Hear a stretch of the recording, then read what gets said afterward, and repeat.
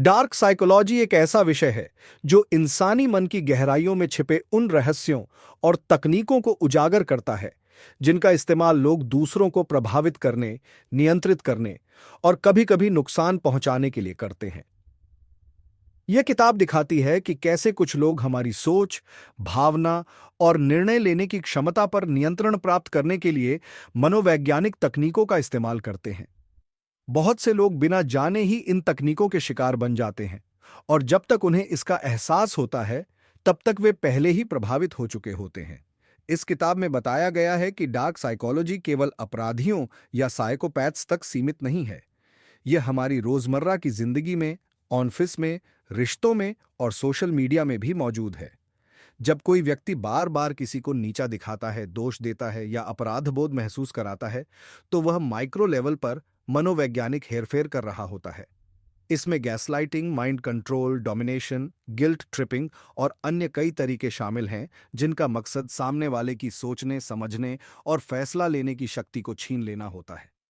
Gaslighting एक बहुत ही सामान्य लेकिन खतरनाक तकनीक है, जिसमें किसी व्यक्ति को उसकी ही सोच और अनुभवों पर शक करने पर मजबूर किया जाता है। यह आमतौर पर भावनात्मक शोषण का हिस्सा होता है। उदाहरण के तौर पर, अगर कोई व्यक्ति कहे कि तुम हमेशा चीजें बढ़ा चढ़ाकर बोलते हो या तुम्हारी याददाश्त ठीक नहीं है, और ऐसा बार बार किया जाए, तो धीरे धीरे शिकार खुद पर शक करने लगता है। यह आत्मसंबग्रह और आत्मविश्वास को तोड़ने की एक प्रक्रिया होती है। मैनिपुलेशन यानी हेरफेर एक और महत्वपूर्ण टॉपिक है जिस पर यह किताब विस्तार से बात करती है। मैनिपुलेटिव लोग अपने फायदे के लिए दूसरों की भावनाओं, गिल्ट, प्यार या डर का इस्तेमाल करते हैं। वे कभी सामने से आदेश नहीं देते, बल्कि भावनात्मक दबाव डालते हैं, जिससे सामने वाला खुद को दोषी महसूस करके उनकी बात मानने लगता है। उदाहरण के लिए, अगर तुम मुझसे प्यार करते हो तो तुम ये करोगे, यह एक भावनात्मक जाल है। इसके अतिरिक्त यह किताब एनएलपी, न्यूरो लिंग्विस्टिक प्रोग्रामिंग जैसी तकनीकों की भी चर्चा करती है, जो कि संचार और व्यवहार को नियंत्रित करने के लिए इस्तेमाल होती है। एनएलपी में भाषा और व्यवहार के ऐसे पैटर्न होते हैं जिनसे लोगों को मनोवैज्ञानिक रूप से प्रभावित किया जा सकता है। एनएलपी के तहत किसी की बातों की शैली, बॉडी लैंग्वेज और शब्दों के चयन से उसके अवचेतन मन को प्रभावित किया जा सकता है। यह किताब यह भी दिखाती है कि कुछ लोग कैसे लव बॉम्बिंग का इस्तेमाल करते हैं। शुरू में अत्यधिक प्यार, तारीफ और ध्यान देकर किसी को अपने जाल में फंसाते हैं, और फिर जब वह पूरी तरह से भावनात्मक रूप से जुड़ जाता है, तब उसका नियंत्रण अपने हाथ में ले लेते हैं। यह विशेष रूप से टॉक्सिक रिलेशनशिप्स में देखा जाता है। डार्क ट्राइड नामक 3 मुख्य व्यक्तित्व लक्षणों की भी इस किताब में चर्चा की गई है। नार्सिसिज्म, स्वार्थी आत्मप्रेम, मैकियावेलियनिज्म, छल कपट और चालाकी से लाभ उठाना, और साइकोपैथी, दूसरों की भावनाओं के प्रति संवेदनहीनता। ये तीनों लक्षण जब एक साथ किसी में मौजूद होते हैं, तो वह व्यक्ति अत्यधिक खतरनाक बन सकता है। ऐसे लोग बेहद आकर्षक, चालाक और आत्मविश्वासी दिखाई दे सकते हैं, लेकिन उनके पीछे एक गहरा मकसद छिपा होता है। डार्क साइकोलॉजी का मकसद केवल खतरे को पहचानना नहीं है, बल्कि खुद को इन तकनीकों से बचाने की कला सीखना भी है।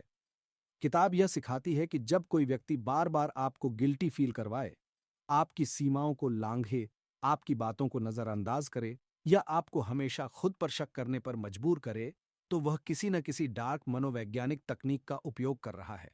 ऐसी स्थिति में सबसे जरूरी होता है आत्म जागरूकता। इस किताब में एक महत्वपूर्ण बिंदु यह भी है कि डार्क साइकोलॉजी केवल दूसरों के खिलाफ नहीं होती। कई बार हम खुद अपने आप को मानसिक रूप से हानि पहुंचा सकते हैं। आत्मतोड़क सोच, बार बार आत्म आलोचना, दूसरों से तुलना करना और नकारात्मकता में डूबे रहना, यह सब भी एक प्रकार की मानसिक हेरफेर है जो हम अपने ही ऊपर लागू करते हैं। इस किताब में बताया गया है कि कैसे अपने भीतर सकारात्मक आत्मसंवाद विकसित करके इस आत्म हेरफेर से बचा जा सकता है। किताब में यह भी बताया गया है कि इन तकनीकों को पहचानने के लिए हमें शरीर की भाषा, संवाद शैली और व्यवहार के पैटर्न को समझना होगा। जब कोई व्यक्ति बात करते समय बार बार निगाहें चुराता है, आपकी भावनाओं को खारिज करता है या आपके ऊपर दोष डालने की कोशिश करता है, तो समझिए कि यह एक प्रकार की मानसिक चाल है। अपनी भावनाओं पर विश्वास रखें और जब भी कुछ असामान्य लगे, उस पर सवाल उठाएं। डार्क साइकोलॉजी के अंतर्गत बहुत बार लोग साइलेंट ट्रीटमेंट या भावनात्मक कट ऑफ का इस्तेमाल करते हैं। जब आप किसी से बात करने की कोशिश करते हैं और सामने वाला बिना कारण के चुप्पी साध लेता है या आपको अनदेखा करता है, तो यह भी एक प्रकार का कंट्रोलिंग बिहेवियर है। यह व्यक्ति को अंदर से तोड़ने और उसे अपनी भावनात्मक जरूरतों के लिए सामने वाले पर निर्भर बनाने का हथियार होता है। इस किताब में यह भी बताया गया है कि कैसे सोशल मीडिया, विज्ञापन और पॉलिटिकल प्रचार भी डार्क साइकोलॉजी के तत्वों का उपयोग करते हैं। लोगों को डर दिखाकर, आकर्षक वादों से लुभाकर और एक विशेष मानसिक स्थिति बनाकर उन्हें प्रभावित किया जाता है। इससे बचने के लिए जरूरी है कि हम सोच समझकर निर्णय लें, हर सूचना को तर्क और विवेक से परखें और भीड़ भावना में बहने से बचें। डार्क साइकोलॉजी में सम्मोहन, हिप्नोसिस का भी जिक्र है। सम्मोहन का सही इस्तेमाल चिकित्सा में किया जा सकता है, लेकिन कुछ लोग इसका दुरुपयोग भी करते हैं। सम्मोहन से इंसान के अवचेतन मन तक पहुंचा जा सकता है और अगर गलत इरादों से किया जाए तो यह गंभीर मानसिक हानि पहुंचा सकता है। इसलिए हमें किसी भी तरह की मानसिक तकनीक से पहले उस पर संदेह करना सीखना होगा और केवल प्रशिक्षित व प्रामाणिक लोगों की सलाह ही माननी चाहिए। किताब के अंत में लेखक यह बताते हैं कि डार्क साइकोलॉजी से पूरी तरह बचना तो संभव नहीं है, क्योंकि यह हमारे समाज में बहुत गहराई तक फैला हुआ है। लेकिन हम इससे खुद को बचा सकते हैं अगर हम आत्म जागरूक रहें, सीमाएं निर्धारित करना सीखें और किसी भी रिश्ते या स्थिति में अपनी भावनात्मक प्रतिक्रिया पर नियंत्रण रखें। जब हम यह जान जाते हैं कि कैसे हमारी सोच को प्रभावित किया जाता है, तब हम एक मुक्त और सशक्त जीवन जीने लगते हैं। डार्क साइकोलॉजी हमें केवल डराने के लिए नहीं है, बल्कि सचेत करने के लिए है। यह हमें सिखाती है कि कैसे दूसरों के इरादों को पढ़ा जाए, अपने मानसिक स्वास्थ्य की रक्षा की जाए और उस शक्ति को अपने आत्म विकास के लिए इस्तेमाल किया जाए। जब हम यह जान जाते हैं कि कैसे शब्द, भावनाएं और व्यवहार किसी को मानसिक रूप से नियंत्रित कर सकते हैं, तब हम न केवल खुद को बचाते हैं, बल्कि समाज को भी एक स्वस्थ दिशा में ले जा सकते हैं। इस किताब का सबसे बड़ा संदेश यही है: जागरूक बनो, अपनी सीमाओं को पहचानो और खुद को मानसिक तौर पर इतना मजबूत बनाओ कि कोई भी व्यक्ति या तकनीक तुम्हें हानि न पहुंचा सके। आत्मसम्मान, आत्मविश्वास और मानसिक स्पष्टता, यही वो ढाल है जो हमें डार्क साइकोलॉजी की चालों से सुरक्षित रखती है। यदि हम अपने भीतर के उजाले को प्रज्वलित रखें, तो बाहर की कोई भी अंधकारपूर्ण शक्ति हमें नियंत्रित नहीं कर सकती। यही इस किताब की आत्मा है। जब हम डार्क साइकोलॉजी की बात करते हैं, तो हमें यह समझना जरूरी है कि इसमें इंसान की भावनाओं, इच्छाओं और सोचने की क्षमता को हथियार की तरह इस्तेमाल किया जाता है। यह किताब हमें बताती है कि कैसे कुछ लोग दूसरों को नियंत्रित करने के लिए उनके डर, इच्छा, शर्म और प्रेम जैसे भावनात्मक पहलुओं का इस्तेमाल करते हैं। जब कोई बार बार आपको यह एहसास दिलाए कि आप बिना उनके अधूरे हैं या आपके फैसले हमेशा गलत होते हैं, तो वह व्यक्ति आपकी आत्मनिर्भरता को धीरे धीरे खत्म कर रहा होता है। इसका मकसद होता है कि आप हर बार उनके अनुसार चलें, चाहे वह बात आपकी भलाई के खिलाफ ही क्यों ना हो।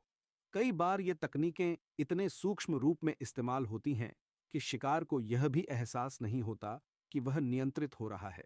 उदाहरण के लिए, किसी रिश्ते में जब एक पार्टनर हमेशा दूसरे को नीचा दिखाता है, उसके कपड़े, बात करने का तरीका या सोच पर तंज कसता है, तो वह एक प्रकार की मानसिक हेरफेर होती है। धीरे धीरे दूसरा व्यक्ति खुद को कमतर महसूस करने लगता है और अपने आत्मसम्मान को खो बैठता है। जब यह स्थिति लंबे समय तक बनी रहती है, तो व्यक्ति आत्मसंदेह और डिप्रेशन में भी चला जाता है। डार्क साइकोलॉजी की एक और महत्वपूर्ण रणनीति होती है सोशल वैलिडेशन, यानी समाज से स्वीकार्यता पाने की हमारी स्वाभाविक चाह। लोग इसका उपयोग कर हमें किसी कार्य के लिए मजबूर कर सकते हैं, जैसे हर समझदार इंसान ऐसा करता है या तुम्हें भी अब तक यह करना चाहिए था। इस तरह के वाक्य हमारे अंदर असुरक्षा और सामाजिक दबाव पैदा करते हैं। यह तकनीक बहुत सामान्य है और विपणन, मार्केटिंग और विज्ञापन में बहुतायत से उपयोग की जाती है। किताब यह भी बताती है कि डार्क साइकोलॉजी केवल बाहरी प्रभाव नहीं है, यह अंदर से भी शुरू हो सकती है।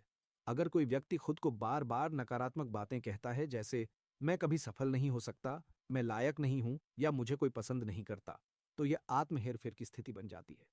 हमारा अवचेतन मन वह सब मानने लगता है जो हम उसे बार बार कहते हैं। इसलिए किताब यह सुझाव देती है कि हमें अपने आत्म संवाद पर ध्यान देना चाहिए और उसे सकारात्मक बनाना चाहिए। एक और गहरी बात जो यह किताब समझाती है, वह है कॉग्निटिव डिसोनेंस। जब इंसान के विचार और कार्यों में टकराव होता है तो वह मानसिक असहजता महसूस करता है। डार्क साइकोलॉजी का इस्तेमाल करने वाले लोग इस अवस्था को भुनाते हैं। वे सामने वाले को ऐसे कार्य करने पर मजबूर करते हैं जो उसके मूल्यों से मेल नहीं खाते, और फिर उस टकराव को उसकी कमजोरी बनाकर उसे नियंत्रित करते हैं। जैसे अगर कोई व्यक्ति किसी को बार बार झूठ बोलने पर मजबूर करता है और फिर उसे उसके ईमानदार होने पर शर्मिंदा करता है, तो वह व्यक्ति अंदर से टूटने लगता है। इस किताब में यह भी उल्लेख है कि डार्क साइकोलॉजी की तकनीकें केवल पहचानने की नहीं, बल्कि उनसे निपटने की भी रणनीतियां मौजूद हैं। पहला कदम है अवेयरनेस। जैसे ही आपको यह एहसास हो कि आप किसी मानसिक चाल का शिकार बन रहे हैं, तभी से आप उस पर नियंत्रण पा सकते हैं। दूसरा कदम है बाउंड्रीज, यानी सीमाओं का निर्धारण। जब आप स्पष्ट रूप से कह देते हैं कि क्या स्वीकार्य है और क्या नहीं, तो सामने वाला आपकी मनोवैज्ञानिक मजबूती को समझ जाता है। इसके अलावा असर्टिव कम्युनिकेशन, यानी आत्मविश्वास के साथ संवाद करना भी बहुत जरूरी है। कई बार मैनिपुलेटिव लोग तभी सफल होते हैं जब सामने वाला अपनी बात सही ढंग से नहीं रख पाता। लेकिन अगर आप शांत और आत्मविश्वासी होकर अपनी बात रखते हैं और किसी भी गिल्ट ट्रिपिंग या भावनात्मक ब्लैकमेलिंग में नहीं फंसते, तो आप डार्क साइकोलॉजी के असर से बच सकते हैं। किताब में यह भी बताया गया है कि हर व्यक्ति में प्रभाव डालने की क्षमता होती है, लेकिन उसका इस्तेमाल सकारात्मक तरीके से होना चाहिए। जैसे कोई प्रेरक वक्ता जब लोगों को आत्म सुधार के लिए प्रेरित करता है, तो वह भी मनोवैज्ञानिक तकनीकें इस्तेमाल करता है, लेकिन उसके इरादे सकारात्मक होते हैं।